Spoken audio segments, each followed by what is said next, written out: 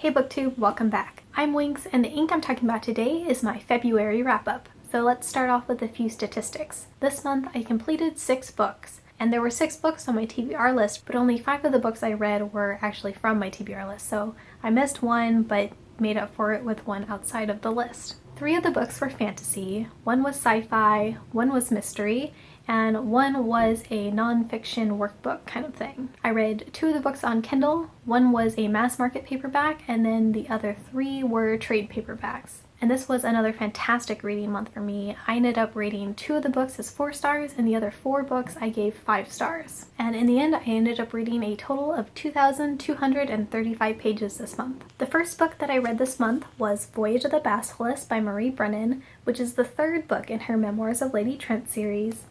I really enjoy the series, and I've mentioned it in a couple of other videos, but if you have not seen those or heard of the series, it is a set of memoir-style books written from the perspective of the main character, who is Isabella Camhurst, and she is an awesome, very feminist character living in a sort of Victorian world that has dragons, and Isabella is very passionate about the natural history of dragons and finds ways to go on expeditions to study them. This book in the series I felt did a really great job of further world building and further development of the characters and their relationships. So far, all 3 books have taken place in different areas of the world that they're set in. So the first book was set in this sort of like cold, wintry area. The second book was in this swampy jungle area. And the expedition in this 3rd book is primarily on the seas and then stopping in different islands and such to study a variety of different dragons. Because of that, we're seeing not just the ocean life of the world, but we're also meeting a lot of different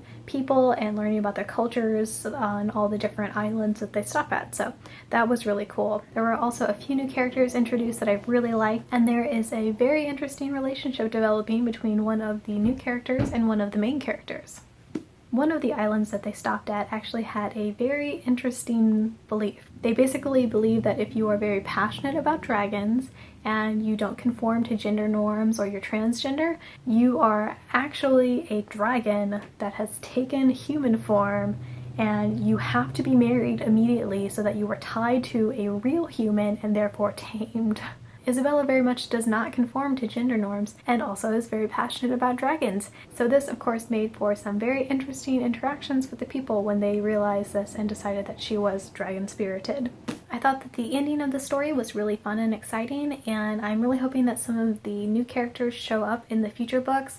I felt like we started to get some good connections with them, and I didn't feel like we were quite complete with that by the end of this. So I'm hoping that that was just a setup for them to pop back in future books. And you can definitely see that Brennan is starting to show some political and scientific developments within this world and setting up a lot for future books. The next book I read this month was Assassin's Apprentice by Robin Hobb, which is the first book in her Farseer trilogy. I loved this book. I love Hobb's writing, I love the world and the characters. There's magic in the books and assassiny, roguish spy stuff, and there's a lot of animal stuff. One type of the magic is specifically to be able to connect with and sort of communicate with animals, and I love that. I have such a soft spot for animals, so I would definitely love to have that sort of magic.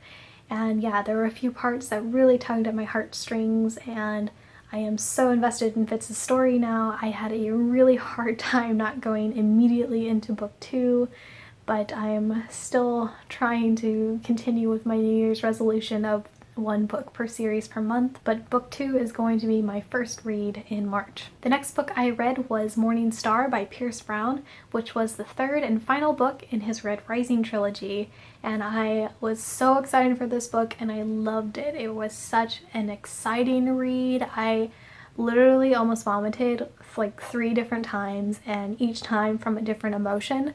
I was so into the story. I was so worked up and I had so many feelings. It was an amazing end to an amazing trilogy.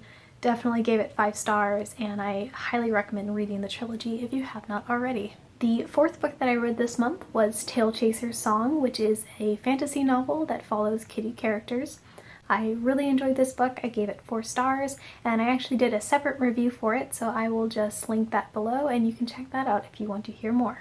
The workbook that I completed this month is My Pet Remembrance Journal, which is by Enid Treisman. I'm probably mispronouncing that. I received this book after I lost my kitty Dargo. It's a memory journal and a grieving workbook, and I thought it was amazing. It really helped me so much with my grieving process and just moving forward, and also just a great way to record all the memories and stories that you have, as well as pictures. I also talked about this more in a previous video, so I'll link that below if you want to check that out, but highly recommend this for anyone who's grieving a pet.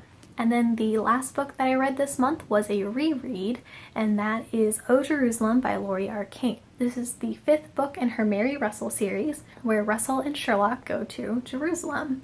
And this actually takes place in the middle of the first book, which is Beekeeper's Apprentice. This is one of my favorite books in the series, and probably the one that I've reread the most. And I actually did a book bath for this one this weekend while I was reading this. I used the Karma Bubble Bar from Lush because the description said that it would transport you to a Middle Eastern spice market, which I don't know that I necessarily felt that, but it was still very nice. And I had some pistachio gelato. I had this idea that I would have Turkish coffee, but I didn't quite realize how big of a deal that is, and it seems like if you want Turkish coffee, you basically should just go to a restaurant that serves it. So instead I had some mint tea because there's like 2 points in the book where they have tea with mint in it. So yeah, thought that worked. But it was a very enjoyable book bath.